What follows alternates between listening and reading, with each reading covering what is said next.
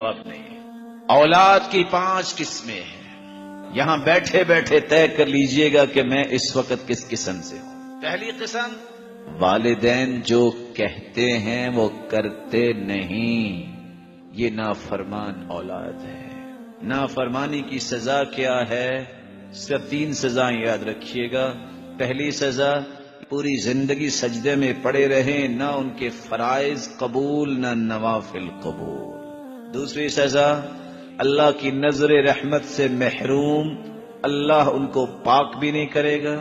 تیسری سزا، ثلاثۃ قد حرم اللہ علیہم الجنہ، 3 ایسے بدبخت ہیں جن پہ جنت حرام ہے اگر توبہ نہیں کرتے۔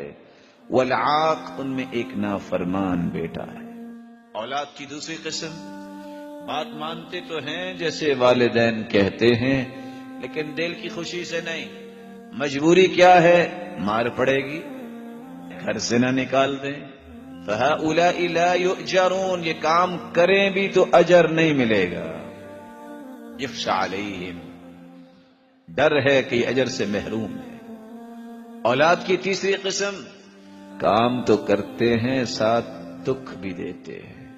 بات مانی اور ساتھ احسان جتلایا، تکلیف دی، کیا کہا؟ میں نے آپ کی وہ بات نہیں مانی تھی، میں نے آپ کا یہ کام نہیں کیا تھا، اس وقت بھی میں آپ پہ یہ خرچ نہیں کیا تھا۔ فَهَؤُلَاءِ يُعْذَرُونَ، یہ لوگ کام کرنے کے باوجود نیکی نہیں گناہ لیتے۔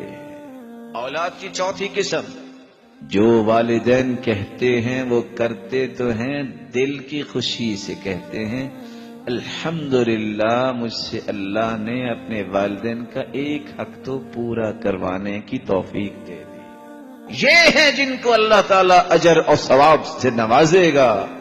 5ویں اولاد، الذین یفعلون ما یریدہ الوالدین، والدین کہتے نہیں، والدین کی خواہشات ہوتی ہیں نیکی کی، بلندی کی، رفعت کی، کہنے سے پہلے جو اولاد ان کی خواہشوں کو پورا کر دے، یہی اولاد اللہ کی ہاں سب سے بلند مقام حاصل کرنے والی ہے۔ سوچئے ان 5 اولادوں میں سے ہم کس اولاد میں سے ہیں؟ ہر شخص پہچان سکتا ہے۔